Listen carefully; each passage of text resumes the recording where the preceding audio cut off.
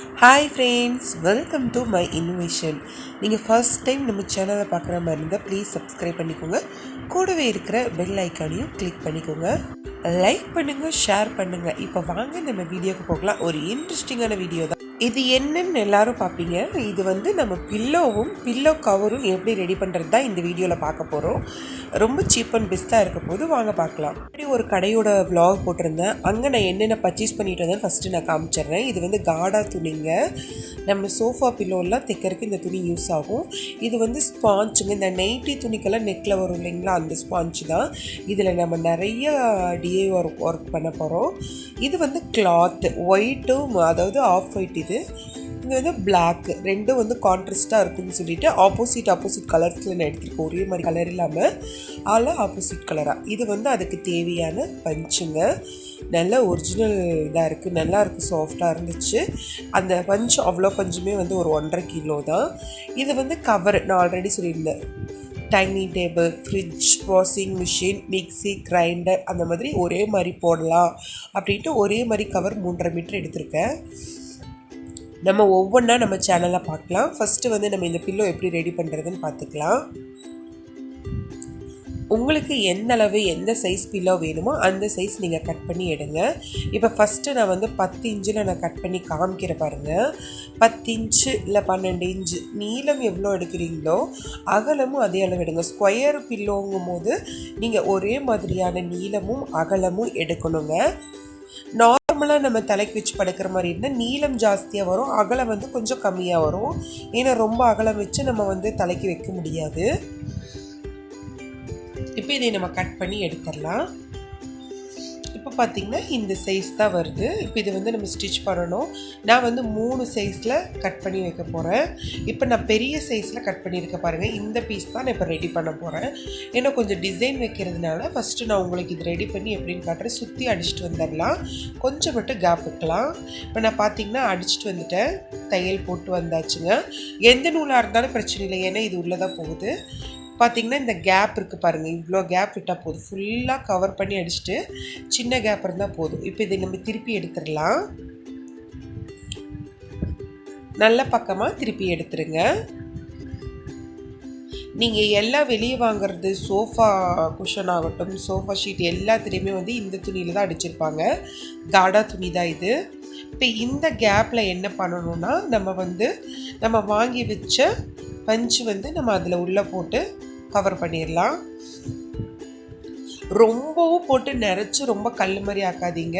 உங்களுக்கு எந்த அளவு தேவையோ அந்த அளவு நம்ம போட்டுக்கலாம்.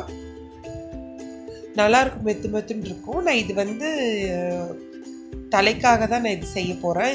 ஏன் ஸ்கொயராக செஞ்சுருக்கேன்னா எனக்கு நெக்குக்கும் சேர்த்து வேணுன்றதுனால நான் கொஞ்சம் ஸ்கொயராகவே வைக்க போகிறேன்.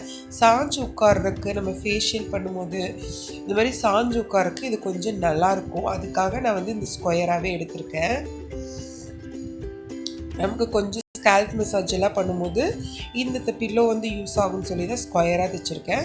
சோஃபா பில்லோ இந்த அளவு ஸ்கொயர் வேண்டாம். ஒரு 15 இன்ச்சு நீளமும் 15 இன்ச்சு அகலமும் எடுத்திங்கன்னா போதும். அதுவும் நான் ரெடி பண்ணுறேன், அதுவும் பாருங்கள். இந்த வீடியோவில் எல்லாம் நெக்ஸ்ட் வீடியோ நான் ரெடி பண்ணி காமிக்கிறேன். இப்போ பார்த்திங்கன்னா கரெக்டாக நம்ம அதெல்லாம் போட்டு லெவல் பண்ணி எடுத்துக்கலாம். இப்போ இந்த கேப் நம்ம என்ன பண்ண போகிறோம்னா கையில் தான் தைக்க போகிறோம். கையிலேயே நார்மலாக ஊசியில் நூல் கோர்த்து நம்ம ஸ்டிச் பண்ணிடலாம். இங்கே பாருங்கள், முடிச்சு போட்டுட்டு அதுக்கப்புறம் மடித்து விட்டுட்டு நம்ம உள்ளே மடித்து விட்டுக்கலாங்க. அந்த கேப் 2 துணி உள்ளே மடிச்சுட்டு நார்மலாக ஸ்டிச் போட்டுட்டு வரலாம். இந்த ஸ்டிச்சிங் எல்லாருக்கும் தெரியாதனால ப்ராப்ளம் இல்லை. இங்கே பாருங்கள், சும்மா இப்படி உள்ளே குத்தி ஸ்டிச்சிங் போட்டு லாஸ்ட்டில் முடிச்சு போட்டுடலாம். அதுக்கு தான் சொன்னேன், நீங்கள் சின்ன கேப் விட்டால் போதும் நம்ம பஞ்சு போடுறதுக்கு. பெரிய கேப் விடும்போது நம்ம கையில் தான் ஸ்டிச் பண்ணுறதுனால டைமிங் ஆகும். சின்னதாக ஒரு கேப் விட்டால் போதும். ஒரு 4 இன்ச்சு இல்லை 5 இன்ச்சு கேப் விட்டால் போதுங்க. இப்போ முடிச்சு போட்டு நம்ம ஊசி நூல் கட் பண்ணியாச்சு. பாருங்கள், நல்லா மெத்துன்னு இருக்குது. இப்போ நம்ம கவர் ரெடி பண்ணிடலாம். பிளாக் துணியும் சாண்டல் துணியும் தான். இப்போ இது நல்லா விரிச்சு விட்டு ஃபோல்டு பண்ணிக்கலாங்க. 2ஆக ஃபோல்டு பண்ணுங்கள்.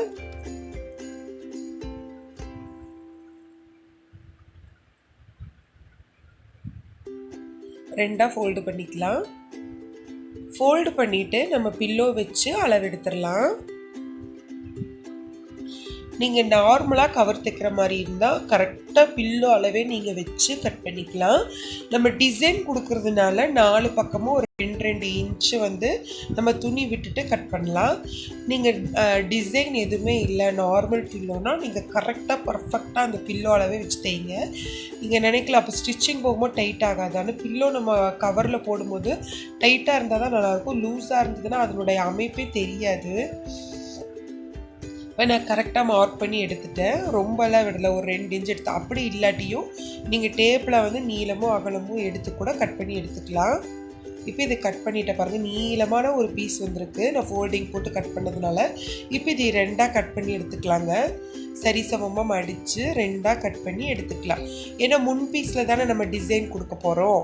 பின் பீஸில் வந்து நமக்கு சும்மா நார்மலாக தான் இருக்க போது, ஓப்பன் மட்டும்தான் வச்சு தைக்க போகிறோம். பேக்குன்னு எழுதிட்டு பீ போட்டு பேக்குன்னு எழுதிக்கலாம். இப்போ இது வந்து நம்ம இந்த சாண்டலில் ஒர்க் கொடுக்க போகிறோம்.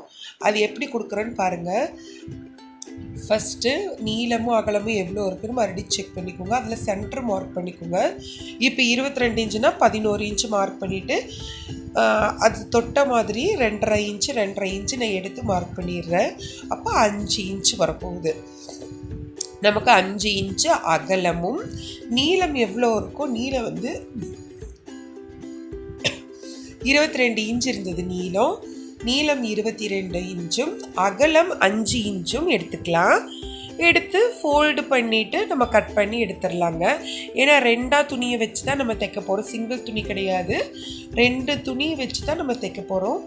5 இன்ச்சு அகலம், 22 இன்ச்சு நீளம் எடுத்து கட் பண்ணிடலாம். 2 பீஸ் வேணுங்க.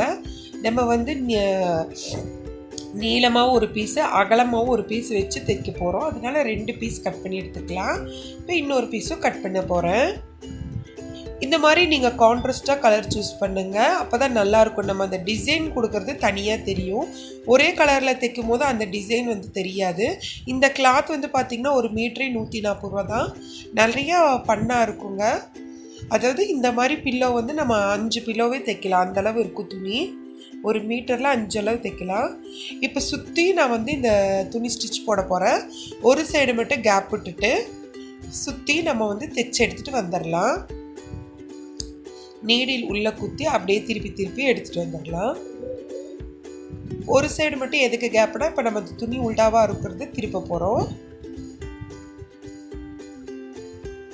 ஓவர்லாக் மிஷின் உங்ககிட்ட இருந்ததுன்னா நீங்கள் ஓவர்லாக் ஒரு இதுலேயும் பண்ணும்போது இன்னும் பெஸ்ட்டாக இருக்கும்.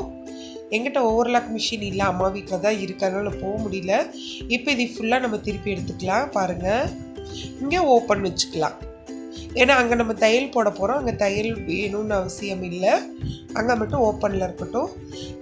இப்போ பிளாக் துணி அது 2 பீஸும் நான் தைச்சிட்டேன். பிளாக் துணியில் பார்த்துக்கோங்க, நம்ம கரெக்டாக சென்டர் மார்க் பண்ணோம் இல்லைங்களா, அந்த சென்டரும் இந்த ஒயிட் துணியோட சென்டரும் கரெக்டாக வச்சு நம்ம ஸ்டிச் போட்டுடலாம். நல்லா லாக் பண்ணி ஸ்டிச் போடுங்க. டேம்ப் பண்ணுங்க.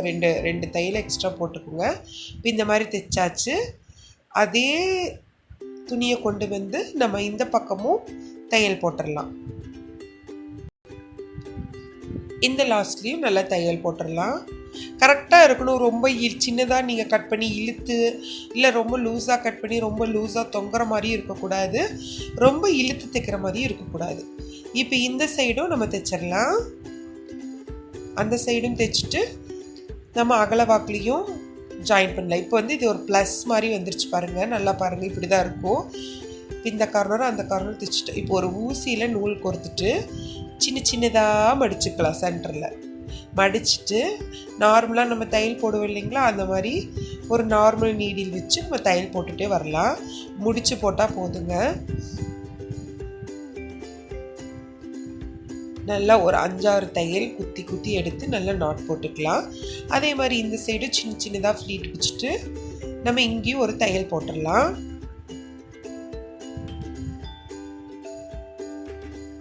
ரொம்ப ஈஸி தாங்க.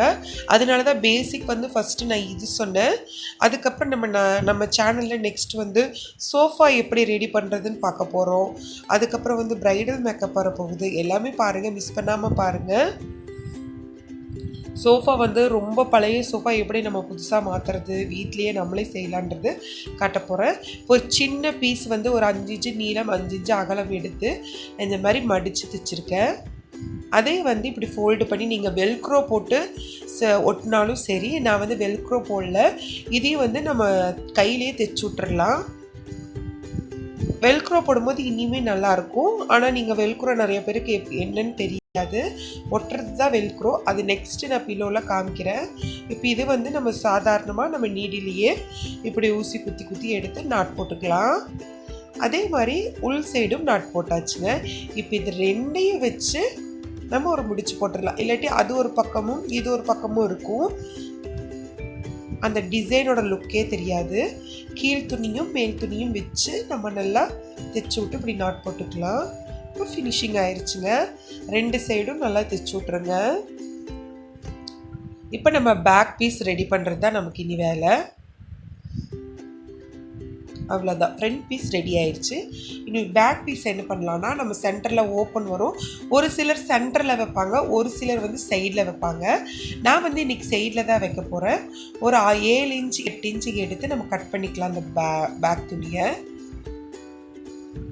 இந்த கட் பண்ண பீஸை வந்து நம்ம மடித்து தைச்சிக்கலாம். ஏன் மடித்து தைக்கிறோம்னா, இது நம்ம ஓப்பனாக தான் விட போகிறோம், அதனால் மடித்து தைச்சிடுங்க. 2ஆக மடித்து தைச்சிக்கோங்க, ஒத்தையாக மடித்து தைக்காதீங்க. பேக் பீஸ் அதே மாதிரி ஃப்ரண்ட் பீஸை விட 1 இன்ச்சு நீளம் எக்ஸ்ட்ராவாக வெட்டிக்கோங்க. நல்லா நோட் பண்ணிக்கோங்க. ஃப்ரண்ட் பீஸ் வெட்டும் போதே பேக் பீஸ் துணி மட்டும் 2 துணி ஒரே அளவாக இருந்தால் ஓகே. அதுக்கப்புறம் வந்து நம்ம பேக் பீஸ் துணி வந்து 1 இன்ச்சு வந்து எக்ஸ்ட்ராவாக கட் பண்ணணும். 2 பக்கமும் நல்லா மடிச்சடிச்சுட்டு அந்த 2 துணியும் ஜாயின் பண்ணிக்கலாம். சும்மா ஒரு 1/2 இன்ச்சு 1 இன்ச்சு கேப்பில் வந்து 2 துணியும் ஜாயின் பண்ணிவிட்டு ஓப்பனில் தான் அது இருக்க போகுது. இப்போ ஃப்ரண்ட் பீஸ் தைச்சோம் இல்லைங்களா, அந்த பீஸை வச்சு சுற்றி அடித்து கவர் பண்ணிடலாம். ஏன்னா நமக்கு ஓப்பன் தேவையில்லை. பேக் பீஸில் வந்து நம்ம சைடில் ஓப்பன் வச்சுருக்கிறதுனால ஃப்ரண்ட் பீஸ்க்கு ஓப்பன் தேவையில்லை. ஃபுல்லாக சுற்றியும் நம்ம அடித்து கவர் பண்ணிடலாம். நல்லா 2 தையல் போட்டுருங்க. கார்னர் வரும்போதெல்லாம் நீங்கள் நீடியில் உள்ளே குத்தி திருப்புங்க. அப்படியே நீங்கள் வளைச்சி தைச்சிங்கன்னா அந்த ஸ்கொயராக எல்லாமே யூசேஃபில் வந்துடும்.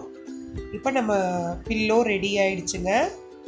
இப்போ இதில் எப்படி நம்ம இன்செர்ட் பண்ணலாம் பில்லோன்னு பார்க்கலாம். அந்த கேப் இருக்கு இல்லைங்களா, அந்த கேப்பில் நம்ம பில்லோவை போட்டுடலாம். ரெடி ஆயிடுச்சு நம்ம பில்லோ. அவ்வளோதாங்க, ரொம்ப ரொம்ப ரொம்ப ஈஸி தான். இது பிடிச்சிருந்தா லைக் பண்ணுங்கள், ஷேர் பண்ணுங்கள், மறக்காமல் நம்ம சேனலை சப்ஸ்கிரைப் பண்ணுங்கள், கமெண்ட் சென்ட் பண்ணுங்கள். எப்படி இருந்தது உங்களுக்கு புரிஞ்சிச்சான்னு எனக்கு கண்டிப்பாக கமெண்ட்ஸில் சென்ட் பண்ணுங்கள். நெக்ஸ்ட் வேறு இன்ட்ரெஸ்டிங்கான vlogோட உங்களை சந்திக்கிறேன்.